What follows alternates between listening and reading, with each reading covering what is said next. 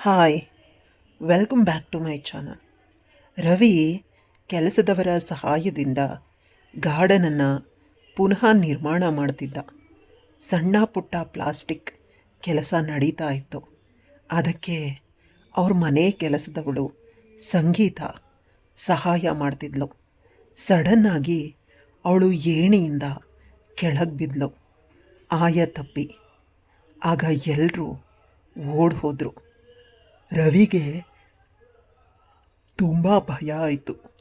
ಇನ್ನೂ ಹೆಚ್ಚು ತೊಂದರೆ ಆದರೆ ತನ್ನ ಮೇಲೆ ದೊಡ್ಡ ಜವಾಬ್ದಾರಿ ಬರುತ್ತೆ, ಅವಳಿಗೆ ಗಾಯ ಆಗಬಾರ್ದು ಅಂತ ಫಸ್ಟ್ ಏಡ್ ಮಾಡ್ದ.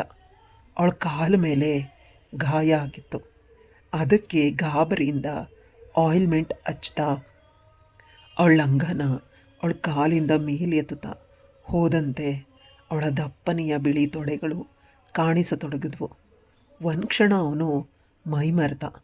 ಅಲ್ಲೂ ಕೂಡ ಅವಳಿಗೆ ಗಾಯ ಆಗಿತ್ತು.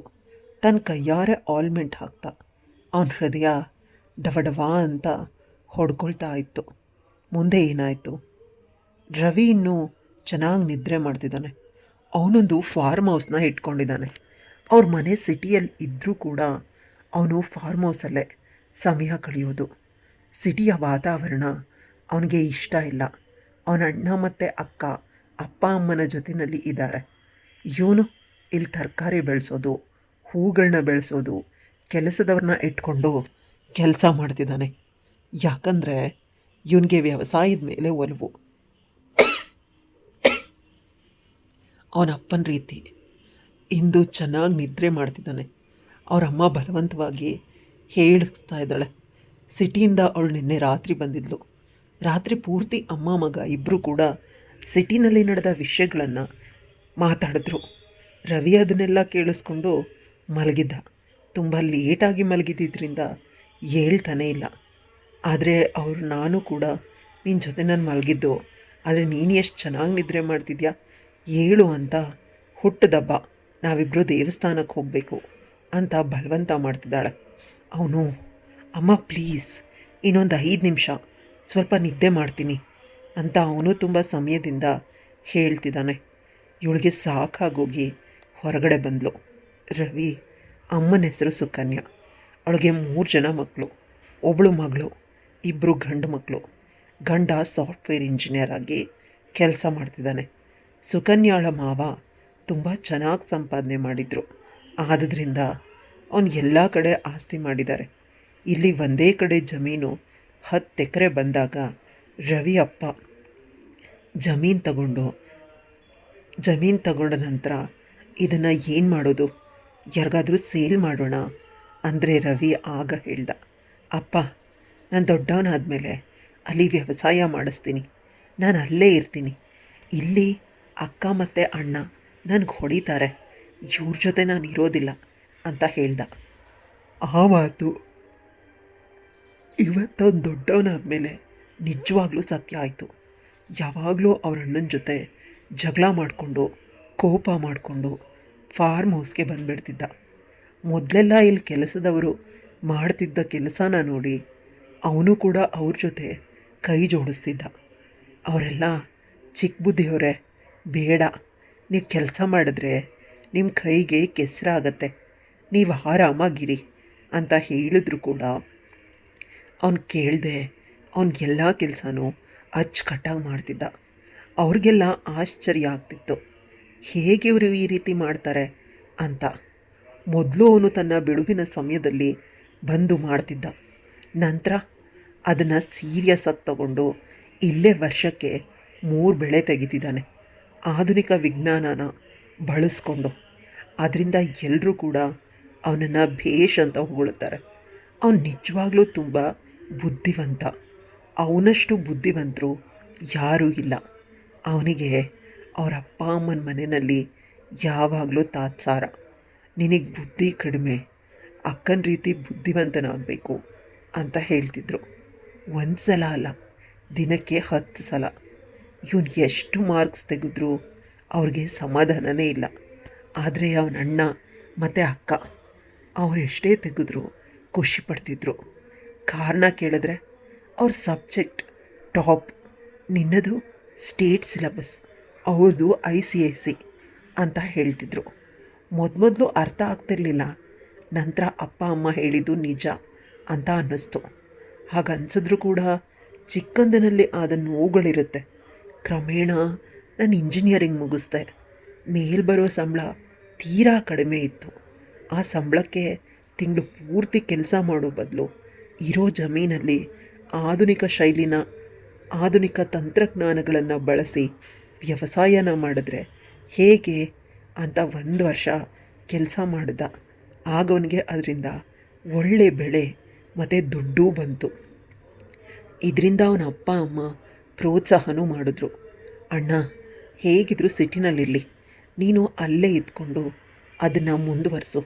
ಭೂಮಿ ನಮ್ಮದವ್ರಿಗೆ ಯಾವತ್ತೂ ಮೋಸ ಮಾಡೋದಿಲ್ಲ. ಮಹಾಲಕ್ಷ್ಮಿ ಅಂತ ಅವರ ಅಪ್ಪ ಅಮ್ಮ ಅವನನ್ನು ಹುರಿದುಂಬಿಸಿದ್ರು. ಅಲ್ಲಲ್ಲೇ ಬಂದು ಇವನನ್ನು ಎಲ್ಲರನ್ನ ನೋಡ್ಕೊಂಡು ಹೋಗ್ತಿದ್ರು. ಎಲ್ಲ ಪ್ರಾಪರ್ಟಿಗಳನ್ನು, ಫಂಕ್ಷನ್ಗಳನ್ನು, ಪೂಜೆಗಳನ್ನು ಇಲ್ಲೇ ಮಾಡಿಸ್ತಾ ಇದ್ದಿದ್ದು. ಈ ಭೂಮಿನ ತಗೊಂಡಾಗ ರವಿ ಅಪ್ಪ ಇಲ್ಲೊಂದು ಕುಟುಂಬನ ಇಟ್ಟಿದ್ರು. ಅಪ್ಪ ಅಮ್ಮ ಇಬ್ಬರು ಹೆಣ್ಮಕ್ಳು. ಆಗ ಅವರಿಬ್ಬರು ತೀರಾ ಚಿಕ್ಕ ಮಕ್ಕಳು. ಈಗ ವಯಸ್ಸಿಗೆ ಬಂದಿದ್ದಾರೆ. ದೊಡ್ಡೋಳಿಗೆ ಮದುವೆ ಮಾಡಿದ್ದಾರೆ. 2ನೇ ಮಗಳೇ ಸಂಗೀತ. ಸಂಗೀತ ಯಾವಾಗಲೂ ರವಿಯ ಹಿಂದೆ ಮುಂದೆ ಸುತ್ತಾ ಇರ್ತಾಳೆ. ಅವನ ಕಾಫಿ, ಅವನ ಟಿಫನ್, ಅವನ ಊಟ. ಯಾಕಂದರೆ ಇಲ್ಲಿರೋರಲ್ಲಿ ರವಿ ಮತ್ತು ಸಂಗೀತ ಇಬ್ಬರೇ ಚಿಕ್ಕವರು. ಉಳಿದವರೆಲ್ಲ ವಯಸ್ಸಾದವರು. ಆದರೂ ಕೂಡ ಆ ಒಂದು ಅಟ್ರಾಕ್ಷನ್ ಇರುತ್ತೆ, ಆ ಸೆಳೆತ ಇಬ್ಬರಲ್ಲೂ ಇದೆ. ಸಂಗೀತ ಏನೇ ವಿಷಯ ಹೇಳಿದ್ರು ಕೂಡ ಇವನು ಕಿವಿ ಕೊಟ್ಟು ಕೇಳ್ತಾನೆ. ಕೆಲಸದವಳು ಅಂತ ಬೇಸರ ಮಾಡ್ಕೊಳ್ಳೋದಿಲ್ಲ. ಇನ್ನೊಂದು ಕಡೆ ರವಿ ಏನು ಹೇಳಿದ್ರು ಕೂಡ ಅದನ್ನು ಕಣ್ಣಿಗೆ ಹೊತ್ಕೊಂಡು ಸಂಗೀತ ಮಾಡ್ತಾಳೆ. ಇಬ್ಬರ ಅಂಡರ್ಸ್ಟ್ಯಾಂಡಿಂಗ್ ಚೆನ್ನಾಗಿದೆ. ಸಂಗೀತಾಳ ಮನೆಯಲ್ಲಿ ಅವಳಿಗೆ ಬುದ್ಧಿ ಹೇಳ್ತಾರೆ. ಅವರು ಶ್ರೀಮಂತರು, ಅವ್ರ ಜೊತೆ ಹುಷಾರಾಗಿರಬೇಕು, ಏನಾದರೂ ಹೆಚ್ಚು ಕಡಿಮೆ ಆದರೆ ಅಂತ. ಅವರಮ್ಮ ಇವಳಿಗೆ ಕೋಪ ಬರುತ್ತೆ. ನಂತರ ಅವರಪ್ಪ ಹೇಳೋದನ್ನು ಬಿಟ್ಬಿಟ್ಟಿದ್ದಾರೆ. ಇತ್ತ ಒಮ್ಮೊಮ್ಮೆ ರವಿ ಅಮ್ಮ ಕೂಡ ಹೇಳ್ತಾಳೆ, ಹುಡುಗಿ ತುಂಬ ಸುಂದರವಾಗಿದ್ದಾಳೆ, ಯಾವಾಗಲಾದರೂ ಮೈ ಮರೆತರೆ ಎಚ್ಚರ ಅಂತ. ಅವಳು ಕೆಲಸದವರ ಮಗಳು. ಆಗ ರವಿ ತುಂಬ ವಿಚಿತ್ರವಾಗಿ ಅವರ ಅಮ್ಮನನ್ನು ನೋಡ್ತಾನೆ. ಅಮ್ಮ, ಈ ಹುಡುಗಿ ಸ್ವಲ್ಪ ಫ್ರೀಯಾಗಿ ಮಾತಾಡಿದ್ರೆ ನೀವು ಸಂಬಂಧ ಕಟ್ಬಿಡ್ತೀರಾ, ಎಷ್ಟು ಕೆಳಮಟ್ಟದ ಮೆಂಟಾಲಿಟಿ ಅಂತ ಅವ್ರ ಅಮ್ಮಂಗೆ ಕ್ಲಾಸ್ ಕೊಡ್ತಾನೆ. ಇದರಿಂದ ತಪ್ಪಿಸ್ಕೊಳ್ಳೋದಕ್ಕೆ ಅವರಮ್ಮ ಇತ್ತೀಚೆಗೆ ಅವ್ರಿಗೆ ಏನೂ ಹೇಳೋದಿಲ್ಲ, ಅವ್ರ ಹಣೆ ಬರಹ ಅಂತ ಬಿಟ್ಟುಬಿಟ್ಟಿದ್ದಾರೆ. ಆದರೆ ತಿಂಗಳು ಅವನು ಅವ್ರ ಕೈ ತುಂಬುವಷ್ಟು ದುಡ್ಡನ್ನು ಕೊಡ್ತಾನೆ. ವಾರಕ್ಕೆ 4ರಿಂದ 5 ಬಾರಿ ತರಕಾರಿಗಳು ಮಾರ್ಕೆಟ್ಗೆ ಹೋಗುತ್ತೆ. ಇದರಿಂದ ಬಹಳ ದೊಡ್ಡ ಪ್ರಮಾಣದ ಆದಾಯನೂ ಆಗುತ್ತೆ. ಇವನ್ನೆಲ್ಲ ತನ್ನ ಖರ್ಚಿಗೆ ಎಷ್ಟು ಬೇಕೋ ಅಷ್ಟನ್ನು ಇಟ್ಕೊಂಡು ಉಳಿದಿದ್ದನ್ನು ಅವರ ಅಮ್ಮ ಮತ್ತು ಅಪ್ಪನ ಅಕೌಂಟಿಗೆ ಟ್ರಾನ್ಸ್ಫರ್ ಮಾಡಿಬಿಡ್ತಾರೆ. ಇದರಿಂದ ರವಿನ ಇತ್ತೀಚೆಗೆ ಯಾರೂ ಎದುರು ಹಾಕ್ಕೊಳ್ಳೋದಿಲ್ಲ. ಎಲ್ಲರಿಗಿಂತ ಇವನೇ ಜಾಸ್ತಿ ದುಡಿತಾ ಇರೋದು. ಅವರಮ್ಮ ಎಷ್ಟು ಹೇಳಿದ್ರು ರವಿ ಹೇಳ್ತಾನೇ ಇಲ್ಲ. ಅವನು ಹುಟ್ಟು ಹಬ್ಬದ ದಿನ ಅವರಮ್ಮ ಬಂದಿರೋದು ಅವನನ್ನು ಚೆನ್ನಾಗಿ ನೋಡ್ಕೊಳ್ಳೋದಕ್ಕೆ, ಅವನಿಗೆ ಸರ್ಪ್ರೈಸ್ ನೀಡೋದಕ್ಕೆ. ಉಳಿದವರೆಲ್ಲ ಅವ್ರವ್ರ ಕೆಲಸದಲ್ಲಿ ಬ್ಯುಸಿಯಾಗಿದ್ದಾರೆ. ಅಂದರೆ ಅವನ ಅಪ್ಪ ಮತ್ತು ಅಕ್ಕ, ಅಣ್ಣ. ಪುಣ್ಯಕ್ಕೆ ಅಮ್ಮ ಬಂದಾಳೆ. ಈಗ ರಫ್ ಆಗಿ ಮಾತಾಡಿದ್ರೆ ಇನ್ನೊಂದು ಬಾರಿ ಅವಳು ಬರೋದಿಲ್ಲ ಅಂತ ಅವನು ಯಾರ ಬಗ್ಗೆನೂ ಕೂಡ ನೆಗೆಟಿವ್ ಮಾತಾಡೋದೇ ಇಲ್ಲ. ಆಗ ಸಂಗೀತ ಬಂದು ಅವನ ಮುಖದ ಮೇಲೆ ನೀರನ್ನು ಸಿಂಪಡಿಸ್ತಾಳೆ. ಅವನು ಸಡನ್ನಾಗಿ ಬೆಚ್ಚಿ ಬಿದ್ದು ಮೇಲೆದೊಳ್ತಾನೆ. ಅದನ್ನು ನೋಡಿದ ಸುಕನ್ಯಾ ಆಶ್ಚರ್ಯಗೊಳ್ತಾಳೆ. ಸಂಗೀತ ಇವನನ್ನು ಇಷ್ಟೊಂದು ಅರ್ಥ ಮಾಡ್ಕೊಂಡಿದ್ದಾಳೆ, ಇವನನ್ನು ಎಷ್ಟು ಬೇಗ ಏಳಿಸ್ಬಿಟ್ಲು ಅಂತ. ನಂತರ ಒಂದೇ ಕಡೆ ಇದ್ದರೆ ಎಲ್ಲರೂ ಕೂಡ ತಿಳ್ಕೊಂಡ್ಬಿಡ್ತಾರೆ ಅವ್ರವ್ರ ಕೆಲಸಗಳನ್ನು, ಇಷ್ಟ ಕಷ್ಟಗಳನ್ನು. ನಾನು ಯಾಕೆ ಅತಿಯಾಗಿ ಯೋಚಿಸ್ತಾ ಇದ್ದೀನಿ ಅಂತ ಅಂದ್ಕೊಳ್ತಾಳೆ. ನಂತರ ರವಿಗೆ ಬೇಗ ರೆಡಿಯಾಗಿ ಬಾ ಅಂತ ಹೊರಗೆ ಹೋಗ್ತಾಳೆ. ಆಗ ಸಂಗೀತ ಸುಕನ್ಯಾಳ ಕಾಲಿಗೆ ಬಿದ್ದು ನಮಸ್ಕಾರ ಮಾಡ್ತಾಳೆ. ಅಮ್ಮವ್ರೆ, ನನ್ನ ರಿಸಲ್ಟ್ ಚೆನ್ನಾಗಿ ಬಂದಿದೆ ಡಿಗ್ರಿದು, ಅದಕ್ಕೆ ನನಗೆ ಆಶೀರ್ವಾದ ಮಾಡಿ. ಇನ್ನೂ ಚೆನ್ನಾಗಿ ನಾನು ಓದಬೇಕು, ನನ್ನ ಅಪ್ಪ ಅಮ್ಮನನ್ನು ಸಾಕಬೇಕು ಅಂತ ಹೇಳಿದಾಗ ಸುಕನ್ಯಾಳಿಗೆ ಈಗ ಮತ್ತೊಮ್ಮೆ ಆಶ್ಚರ್ಯ ಆಗುತ್ತೆ. ಯಾವಾಗಲೂ ಇಲ್ಲೇ ಇರ್ತೀಯಾ? ಡಿಗ್ರಿ ಯಾವಾಗ ಓದಿದೆ? ಅಂದರೆ ಇಲ್ಲೇ ಪಕ್ಕದಲ್ಲೇ ನೈಟ್ ಕಾಲೇಜ್ ಇದೆ, ಹಗಲಲ್ಲಿ ಇಲ್ಲಿ ಕೆಲಸ ಮಾಡ್ತೀನಿ, ಪ್ರತಿದಿನ ಕೆಲಸ ಮಾಡ್ಕೊಂಡಿದ್ರೆ ಈ ಕೆಲಸ ಶಾಶ್ವತವಾಗಿದ್ಬಿಡುತ್ತೆ, ಇಲ್ವೋ ಓದಿದ್ರೆ ಎಲ್ಲಾದರೂ ಕೆಲಸಕ್ಕೆ ಸೇರ್ಬೋದು ಅಲ್ವಾ ಅಂತ ಹೇಳಿದಾಗ, ನಾನು ಅಂದ್ಕೊಂಡಷ್ಟು ಸಂಗೀತ ದಡ್ಡಿ ಏನೂ ಅಲ್ಲ, ಪಾಪಚ್ಚಿ ತುಂಬ ಬುದ್ಧಿವಂತೆ, ನಾನೇ ಮಿಸ್ ಆಗಿ ಅವಳ ಬಗ್ಗೆ ತುಂಬ ಚೀಪಾಗಿ ಯೋಚಿಸುತ್ತಿದ್ದೆ ಅಂತ ತನ್ನನ್ನು ತಾನೇ ಸುಕನ್ಯಾ ಬೈಕೊಳ್ತಾಳೆ. ಅವಳ ಬಗ್ಗೆ ಒಂದು ಗೌರವ ಬರುತ್ತೆ. ಸಂಗೀತ ಮತ್ತು ಅವಳ ಅಪ್ಪ ಅಮ್ಮನ ಜೊತೆ ನಂತರ ರವಿ ರೆಡಿಯಾಗಿ ಬರ್ತಾನೆ. ಅವನನ್ನು ಕರ್ಕೊಂಡು ದೇವಸ್ಥಾನಕ್ಕೆ ಹೋಗಿ ಅಲ್ಲಿ ಅರ್ಚನೆ ಅಭಿಷೇಕ ಎಲ್ಲವನ್ನ ಅವನ ಹೆಸರಲ್ಲಿ ಮಾಡಿಸ್ತಾಳೆ ಖುಷಿಯಿಂದ. ಅಷ್ಟು ಮಾತ್ರ ಭಾಗ್ಯ ಇವನಿಗೆ ದೊರೆತಿರೋದು. ಅಲ್ಲಿಂದಾನೆ ಅವಳು ಮನೆಗೆ ಹೋಗ್ತಾಳೆ. ಅಂದರೆ ಸಿಟಿಗೆ ಭಾರವಾದ ಮನಸ್ಸಿನಲ್ಲಿ ಇವನು ಫಾರ್ಮ್ ಹೌಸಿಗೆ ಬಂದಾಗ ಅಲ್ಲಿ ಆಗಾಗಲೇ ಕೆಲಸದವರು ಬಂದಿರ್ತಾರೆ. ಅವರನ್ನೆಲ್ಲ ನೋಡಿ ಇವನು, ನೀವು ಯಾಕೆ ಇವತ್ತು ಬಂದ್ರಿ? ನಾನು 2 ದಿನ ಬಿಟ್ಟು ಬನ್ನಿ, ಇಲ್ಲೆಲ್ಲ ಇರೋ ಸಾಮಾನುಗಳನ್ನು ತೆಗಿಬೇಕು, ಇನ್ನೂ ತುಂಬ ಕೆಲಸ ಇದೆ ಅಂದಾಗ ಅವ್ರು ಇನ್ನೂ 2 ದಿನ ಆದಮೇಲೆ ಒಂದು ದೊಡ್ಡ ಬಿಲ್ಡಿಂಗ್ನ ಒಪ್ಕೊಂಡಿದ್ವಿ, ಅದ್ರ ಕೆಲಸನ ಶುರು ಮಾಡಬೇಕು, ನಿಮ್ಮದು ಸಣ್ಣ ಪುಟ್ಟ ಕೆಲಸ ಇರೋದ್ರಿಂದ ಈ ಕೆಲಸನ ಮಾಡಿ ಹೋಗ್ತೀವಿ ಅಂದಾಗ ಅವನು ಮತ್ತು ಅವರ ಅಪ್ಪ ಅಮ್ಮನನ್ನು ಕರೆದು ಅಲ್ಲೇ ಇರೋ ಸಾಮಾನುಗಳನ್ನು ತೆಗೆಸ್ತಾನೆ. ಎಲ್ಲ ಕ್ಲೀನ್ ಆಗುತ್ತೆ, ಆದರೆ ಸ್ವಲ್ಪ ಗಲೀಜಿದ್ದಂತೆ ಅನ್ನಿಸ್ತಾರೆ. ಅದೇನು ಅಂತ ಸಂಗೀತಾಳಿಗೆ ಅರ್ಥನೇ ಆಗೋದಿಲ್ಲ. ಅವಳು ಮನೇನ ತುಂಬ ಅಚ್ಚುಕಟ್ಟಾಗಿ ಇಟ್ಕೊಂಡಿದ್ಲು. ಅದು ಫಾರ್ಮ್ ಹೌಸ್ನ ಮನೆ, ಆದರೂ ಕೂಡ ಜನಗಳ ಮಧ್ಯೆ ಊರಲ್ಲಿರೋ ಮನೆ ರೀತಿ ಅಚ್ಚುಕಟ್ಟಾಗಿತ್ತು. ನಂತರ ಏಣಿನ ತಂದು ಅದನ್ನು ಕ್ಲೀನ್ ಮಾಡೋದಕ್ಕೆ ಪ್ರಯತ್ನಿಸಿದಾಗ ಸಂಪೂರ್ಣವಾಗಿ ಚೆನ್ನಾಗಿ ಕ್ಲೀನ್ ಮಾಡ್ತಾಳೆ. ಇನ್ನೇನು ಇಳಿಬೇಕು ಅಂತ ಅನ್ನೋ ಅಷ್ಟರಲ್ಲಿ ಬ್ಯಾಲೆನ್ಸ್ ತಪ್ಪಿ ಕೆಳಗಡೆ ಬೀಳ್ತಾಳೆ. ಜೋರಾಗಿ ಕಿರ್ಚಿ ಅಳೋದಕ್ಕೆ ಶುರು ಮಾಡ್ತಾಳೆ. ಒಳಗಡೆ ಇದ್ದ ರವಿಗೆ ಈ ಶಬ್ದಕ್ಕೆ ಗಾಬರಿಯಿಂದ ಹೊರಬರ್ತಾನೆ. ಇವಳು ಕೆಳಗಡೆ ಬಿದ್ದಿರೋದನ್ನು ನೋಡಿ ಅವನಿಗೆ ಅರ್ಥ ಆಗುತ್ತೆ. ನಂತರ ಇನ್ನೊಬ್ಬ ಕೆಲಸದವನಿಗೆ ಹೇಳಿ ಡಾಕ್ಟರ್ಗೆ ಫೋನ್ ಮಾಡಿ, ಡಾಕ್ಟರ್ ಬರೋದ್ರ ಒಳಗಡೆ ಇವಳು ನೋವನ್ನು ಕಡಿಮೆ ಮಾಡಬೇಕು ಅಂತ ಆಯಿಲ್ಮೆಂಟ್ನ ಹಚ್ತಿರ್ತಾನೆ. ಫಸ್ಟ್ ಟೈಮ್ಗೆ ಅವಳು ಜೋರಾಗಿ ಕಿರಿಸ್ತಿರ್ತಾಳೆ. ಅವಳ ಕಾಲ ಮೇಲೆ ದೊಡ್ಡ ಗಾಯನೇ ಆಗೋಗಿರುತ್ತೆ. ನಂತರ ಇನ್ಮೇಲೆ ಗಾಯ ಆಗಿದೆ ಅಂತ ಅವಳು ಹಾಕಿದ ಲಂಗದ ಬಟ್ಟೆನ ಮೇಲೆತ್ತುತ್ತಾನೆ. ಅವಳವನಿಗೆ ಗೊತ್ತಿಲ್ಲದೆ ನಾಚ್ಕೊಳ್ತಾಳೆ. ನಂತರ ಅವನು ಅವಳ ಕಾಲನ್ನ ಒಳೆವಾಗ ಕೂಡ ಗಾಯ ಆಗಿರುತ್ತೆ. ನಿಧಾನವಾಗಿ ಬಟ್ಟೆನ ಮೇಲೆ ತಳ್ತಾ ಆಯಿಲ್ಮೆಂಟ್ನ ಹಾಕ್ತಿರ್ತಾನೆ. ಇವನು ಆಯಿಲ್ಮೆಂಟ್ನ ಹಾಕೋದಕ್ಕೆ ಶುರು ಮಾಡಿದ್ಮೇಲೆ ಅಲ್ಲಿದ್ದು ಎಲ್ಲರೂ ಹೊರಟು ಹೋದರು. ಸರ್ ನೋಡ್ಕೊಳ್ತಾರೆ ಅಂತ ಈಗ ಅವರಿಬ್ಬರೇ ಅವಳು ನಾಚ್ಕೊಳ್ತಿದ್ದಾಳೆ.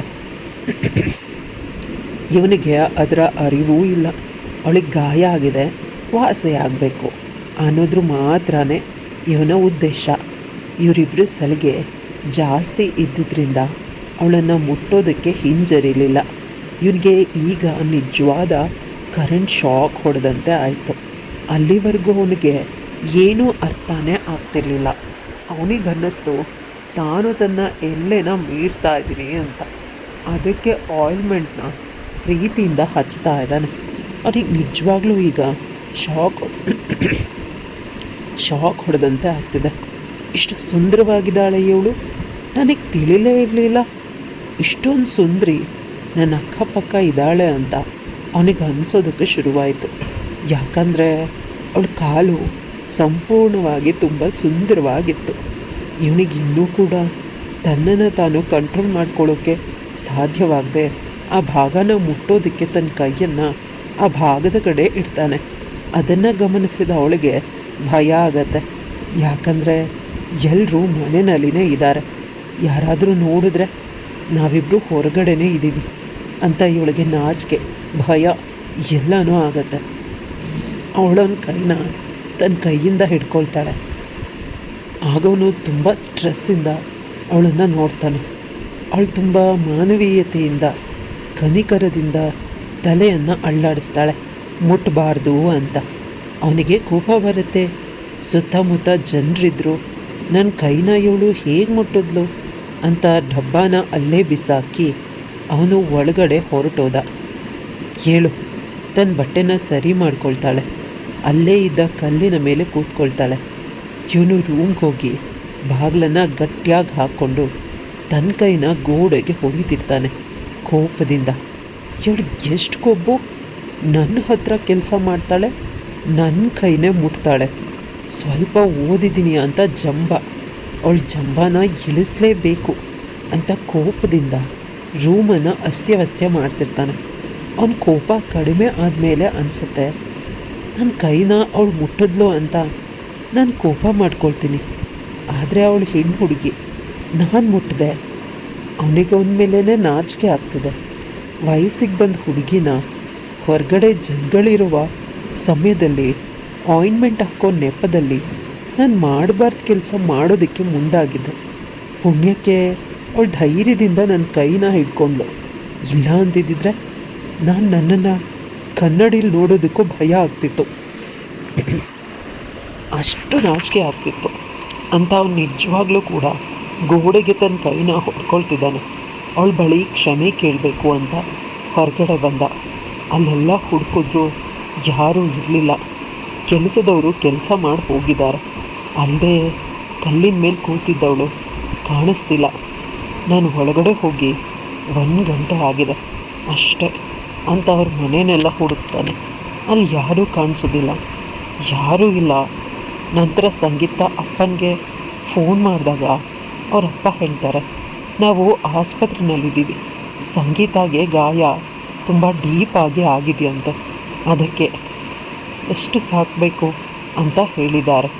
ಆಸ್ಪತ್ರೆ ಹೆಸರನ್ನು ಕೇಳಿ ಇವನು ಕೂಡ ಆಸ್ಪತ್ರೆ ಕಡೆ ಕಾರಲ್ಲಿ ಹೋಗ್ತಾನೆ. ಹೋಗಬೇಕಾದ್ರೆ ದಾರಿಯುದ್ದಕ್ಕೂ ಅವಳನ್ನು ನಾನು ಹೇಗೆ ಫೇಸ್ ಮಾಡಲಿ ಅನ್ನೋದೇ ಆಗಿರುತ್ತೆ ಯೋಚನೆ. ಕೊನೆಗೂ ಅವನು ಅವಳ ವಾರ್ಡನ್ನು ಹುಡುಕಿ ಹೋದ. ಅವಳಿಗೆ ಸ್ಟಿಚಸ್ ಮಾಡಿ ಒಂದು ಜನರಲ್ ವಾರ್ಡಲ್ಲಿ ಹಾಕಿರ್ತಾರೆ. ಆಗ ಅವನಿಗೆ ಕೋಪ ಬಂದು ಡಾಕ್ಟರ್ ಬಳಿ ಮಾತಾಡ್ತಾನೆ. ಈಗಲೇ ಇವಳನ್ನು ಸ್ಪೆಷಲ್ ವಾರ್ಡ್ಗೆ ಶಿಫ್ಟ್ ಮಾಡಿ, ಇಷ್ಟು ಜನರಿದ್ದೀರಾ, ಇನ್ಫೆಕ್ಷನ್ ಆಗೋದಿಲ್ವಾ ಅಂತ ತುಂಬ ಕೋಪದಿಂದ ಹೇಳ್ತಾನೆ. ಆಗ ಡಾಕ್ಟರ್ಗೆ ಕೂಡ ಇವನು ಮತ್ತು ಇವನಪ್ಪನ ಪವರ್ ಬಗ್ಗೆ ಗೊತ್ತು. ತುಂಬ ಇನ್ಫ್ಲೂಯೆನ್ಸ್ ಇರುವ ಮನುಷ್ಯರು, ಇವರನ್ನು ಎದುರು ಹಾಕ್ಕೊಂಡ್ರೆ ಕಷ್ಟ ಅಂತ ಅಂದ್ಕೊಂಡು 10 ನಿಮಿಷದಲ್ಲಿ ಅವಳಿಗೆ ಸ್ಪೆಷಲ್ ವಾರ್ಡನ್ನು ಕೊಡಿಸ್ತಾರೆ. ಆಗ ಸಂಗೀತಾಳ ಅಪ್ಪ ಅಮ್ಮ ಅವನ ಕೈನ ಹಿಡ್ಕೊಂಡು ನಮಸ್ಕಾರ ಮಾಡ್ತಾರೆ. ನಮ್ಮಂಥ ಬಡವರಿಗೆ ನೀವು ದೇವರು, ನಿಮ್ಮನ್ನು ಚೆನ್ನಾಗಿಟ್ಟಿರಲಿ ಅಂತ. ಆದರೆ ಸಂಗೀತ ಹಾಸಿಗೆ ಮೇಲೆ ಮಲ್ಕೊಂಡು ಭಯದಿಂದ ಹದರತಿರ್ತಾಳೆ. ಅವಳಿಗೇನೋ ಆಗೋಗಿದೆ ಅಥವಾ ಇನ್ನೇನೋ ಆಗತ್ತೆ ಅನ್ನೋ ಭಯ. ಎಂದೂ ಕೂಡ ನನ್ನನ್ನು ಸರ್ ಅಷ್ಟೊಂದು ಹತ್ತಿರದಿಂದ ನೋಡ್ತಿರ್ಲಿಲ್ಲ, ಆದರೆ ಇವತ್ತು ಅವ್ರು ನನ್ನ ಜೊತೆ ತುಂಬ ಗಲೀಜು ಕೆಲಸ ಮಾಡೋದಕ್ಕೆ ಮುಂದಾಗಿದ್ರು ಅಂತ ಬೇಸರದಿಂದ ಇದ್ಲು. ಡಾಕ್ಟರ್ ಕರೆದ್ರು ಅಂತ ಅವ್ರ ಅಪ್ಪ ಅಮ್ಮ ಅವ್ರು ಹೋಗ್ತಾರೆ. ಈಗ ಇವನಿಗೆ ಸಂಗೀತಾಳದೆ ಜೊತೆ ಕ್ಷಮೆ ಕೇಳೋದಕ್ಕೆ ಒಂದು ಒಳ್ಳೆಯ ಸಮಯ ಅಂತ ಅಂದ್ಕೊಳ್ತಾನೆ. ಇವನು ಬಾಗಿಲಿಗೆ ಸ್ವಲ್ಪ ಮುಂದೆ ಮಾಡ್ತಾನೆ. ಆಗ ಅವಳು ಭಯದಿಂದ, ಸರ್ ಮತ್ತೆ ಏನು ಮಾಡಬೇಡಿ, ನಾನು ಬಡವರ ಮನೆ ಹುಡುಗಿ, ಕಷ್ಟಪಟ್ಟು ಹಗಲು ರಾತ್ರಿ ಓದಿ ಕೆಲಸ ಮಾಡಿ ಒಂದು ಸುಂದರವಾದ ಬದುಕನ್ನು ಕಟ್ಕೋಬೇಕು ಅಂತ ಆಸೆ ಇದೆ, ಆದರೆ ನನ್ನ ಬದುಕನ್ನು ಗಲೀಜು ಮಾಡಬೇಡಿ ಅಂತ ಅವಳು ಭಯದಿಂದ ಹೇಳ್ತಾಳೆ. ಈಗ ನಿಜವಾಗ್ಲೂ ಕೂಡ ರವಿ ಬಾಗಿಲನ್ನು ಗಟ್ಟಿಯಾಗಿ ಇಟ್ಟ. ನಂತರ ಅವಳಿಗೆ ಒದಿಸಿದ್ದ ಬೆಡ್ಶೀಟನ್ನು ಸ್ವಲ್ಪ ನಿಧಾನವಾಗಿ ತೆಗಿ. ಅವಳ ಮೈ ಮೇಲಿನ ಬಟ್ಟೆನ ಕಾಲಿಂದ ಮೇಲೆತ್ತದ. ಅವಳ ಕಾಲನ್ನು ನನ್ನ ಕೈಯಿಂದ ತುಂಬ ಮೃದುವಾಗಿ ಮುಟ್ಟಿದ. ಮೊದಲು ಅವಳ ಪಾದಗಳನ್ನು, ನಂತರ ಅವಳ ಕಾಲನ್ನು ಅವನ ಕೈ ತುಂಬ ರೊಟೇಟ್ ಮಾಡ್ತಿದ್ದೆ. ಅವಳ ಕಾಲನ್ನು ಅವಳಿಗೆ ಭಯ ಆಗ್ತಿದೆ. ಅಮ್ಮ ಅಂತ ಏನೋ ಹೇಳೋದಕ್ಕೆ ಹೋದಾಗ ಅವನು ಸ್ವಲ್ಪ ಕೋಪದಿಂದ ಅವಳನ್ನು ನೋಡ್ತಾನೆ. ಅವಳು ಸೈಲೆಂಟ್ ಆಗೋಗ್ತಾಳೆ. ಈಗ ನಿಜವಾಗ್ಲೂ ಕೂಡ ಅವನು ತನ್ನ ಕೈನ ಅವಳು ಮೃದುವಾದ ಮೇಲೆ ಇಡ್ತಾನೆ. ಆಗ ಸರ್ ಪ್ಲೀಸ್ ನಂಗೆ ಏನೂ ಮಾಡಬೇಡಿ, ನಾನು ನಿಮ್ಮ ಕಣ್ಣಿಗೆ ಕಾಣೋದಿಲ್ಲ, ನಾನು ಇಲ್ಲಿಂದಾನೆ ಅಕ್ಕನ ಮನೆಗೆ ಹೊರಟೋಗ್ತೀನಿ, ಇದೊಂದು ಸಲ ನನ್ನನ್ನು ಬಿಟ್ಬಿಡಿ ಅಂತ ಹೇಳಿದ್ರು ಕೂಡ ಅವನು ಕೇಳ್ತಾನೇ ಇಲ್ಲ. ಅಷ್ಟೇ ಅಲ್ಲ, ಅವಳು ಹೇಳ್ತಾಳೆ ಅಲ್ಲಿ ಗಾಯ ಆಗಿದೆ, ನೀವು ಮುಟ್ಟಬೇಡಿ ನೋವಾಗತ್ತೆ ಅಂತ. ಆಗ ಸಡನ್ನಾಗಿ ಅವ್ನು ನೋವಾಗತ್ತೆ ಅಂತ ಹೇಳಿದ ಜಾಗಕ್ಕೆ ಮುತ್ತನ್ನು ಕೊಟ್ಟ. ಆ ಮುತ್ತು ಮೃದುವಾಗಿತ್ತು. ಅವಳಿಗೆ ಹಿತ ಅಂತ ಅನಿಸಿದ್ರು ಕೂಡ ಅವ್ರು ಶ್ರೀಮಂತರು, ನಾವು ಬಡವರು, ನನ್ನನ್ನು ಬಳಸಿ ಬಿಟ್ಟುಬಿಟ್ರೆ ನಂತರ ನಾನು ಇನ್ನೊಂದು ಮದುವೆ ಹೇಗಾಗಲಿ, ಗಂಡನಿಗೆ ಹೇಗೆ ಮುಖ ತೋರಿಸ್ಲಿ ಅನ್ನೋದು ಅವಳ ಭಯ ಅಷ್ಟೆ. ಅವನು ಅವಳ ಕಾಲ ಮೇಲೆ ನಿರಂತರವಾಗಿ ಮುತ್ತನ್ನು ಕೊಡ್ತಾನೇ ಇದ್ದಾನೆ. ಮೊದಲು ಇವಳು ಬೇಡ ಅಂತಿದ್ಲು, ಈಗ ಮೌನವಾಗಿದ್ದಾಳೆ. ಇವನು ಅವಳ ಮುಖನ ನೋಡಿದಾಗ ಅವಳು, ಸರ್ ನೀವು ಯಾಕೆ ನನಗೆ ಇದನ್ನೆಲ್ಲ ಮಾಡ್ತಿದ್ದೀರಾ? ನಾನು ಆ ರೀತಿ ಹುಡುಗಿ ಅಲ್ಲ, ನನಗೆ ಗಂಡ, ಸಂಸಾರ, ಮಕ್ಕಳು ಎಲ್ಲರೂ ಬೇಕು. ನೀವೇನಾದರೂ ಹೆಚ್ಚು ಕಡಿಮೆ ಮಾಡಿದ್ರೆ ನನ್ನ ಗಂಡನಿಗೆ ನಾನು ಹೇಗೆ ಮುಖ ತೋರಿಸ್ಲಿ, ನನ್ನನ್ನು ಯಾರು ಮದುವೆ ಆಗ್ತಾರೆ ಅಂತ ಅವಳು ಸ್ವಲ್ಪ ಜೋರಾಗಿ ಮಾತಾಡ್ತಾಳೆ. ಆಗ ರವಿ ಪ್ರೀತಿಯಿಂದ ನಾನೇ ಮದುವೆ ಆಗ್ತೀನಿ, ನನ್ನನ್ನು ಮದುವೆ ಆಗ್ತೀಯಾ ಅಂತ ಪುನಃ ಮುತ್ತು ಕೊಡ್ತಾನೆ. ಆಗ ಅವಳು, ಶ್ರೀಮಂತರು ಬಾಯಿ ಮಾತಿಗೆ ಈ ರೀತಿ ಮಾತುಗಳನ್ನು ಆಡಿ ನಿಮ್ಮ ಕೆಲಸ ಆದಮೇಲೆ ನೀನು ಯಾರು ಅಂತ ನನಗೆ ಗೊತ್ತೇ ಇಲ್ಲ ಅಂತ ಕಳಿಸ್ಬಿಡ್ತೀರ. ನಾನು ಯಾವುದೇ ಕಾರಣಕ್ಕೂ ನಿಮ್ಮ ವಿಷಯದಲ್ಲಿ ತಪ್ಪು ಮಾಡೋದೇ ಇಲ್ಲ. ನಿಮ್ಮ ವಿಷಯದಲ್ಲಿ ಯಾರ ವಿಷಯದಲ್ಲೂ ಕೂಡ ನನ್ನ ಗಂಡನನ್ನು ಬಿಟ್ಟು ಉಳಿದವರೆಲ್ಲ ನನಗೆ ಪರಪುರುಷರೇ ಅಂತ ಅವಳು ಹೇಳಿದಾಗ ರವಿಗೆ ನಿಜವಾಗ್ಲೂ ಖುಷಿಯಾಗತ್ತೆ. ನನ್ನನ್ನು ಮದುವೆ ಆಗ್ತಿರೋ ಹುಡುಗಿ ಕೇವಲ ನನಗೆ ಮಾತ್ರ ಸ್ವಂತ, ಮನೆ, ಸಂಸಾರ, ಗಂಡ, ಮಕ್ಕಳು ಅಂತ ಚೆನ್ನಾಗಿ ನೋಡ್ಕೊಳ್ತಾಳೆ. ಈಗಿನ ಕಾಲದಲ್ಲಿ ಇಷ್ಟು ಮಾತ್ರ ಹುಡುಗಿ ಸಿಕ್ಕಿದ್ರೆ ನಮ್ಮ ಇಂದಿನ ದಿನದ ಅದೃಷ್ಟ ಅಂತ ಅವನು ಅಂದ್ಕೊಂಡು ಅವಳನ್ನು ಪುನಃ ಪ್ರಪೋಸ್ ಮಾಡ್ತಾನೆ. ನಿಜವಾಗ್ಲೂ ನನಗೆ ನೀನಂದರೆ ತುಂಬ ಇಷ್ಟ, ನನ್ನನ್ನು ಮದುವೆ ಆಗ್ತೀಯಾ ಅಂತ ಕೇಳ್ತಾನೆ. ಅವಳು ಏನನ್ನೂ ಮಾತಾಡೋದಿಲ್ಲ. ಅಷ್ಟರಲ್ಲಿ ಸಂಗೀತಾಳ ಅಪ್ಪ ಅಮ್ಮ ಬರ್ತಾರೆ. ಇವನು ಅವಳ ಬಳಿ ಕೇಳ್ತಾನೆ, ನಿಮ್ಮ ಮಗಳನ್ನು ನನಗೆ ಪ್ಲೀಸ್ ಕೊಡಿ, ಮದುವೆ ಮಾಡಿಕೊಡಿ, ನಿಮ್ಮ ಅಳಿಯನಾಗಿ ನಿಮ್ಮ ಕಾಲು ತೊಳಿತೀನಿ ಅಂದ. ತಕ್ಷಣ ಅವ್ರಿಗೆ ಆಶ್ಚರ್ಯ ಆಗುತ್ತೆ.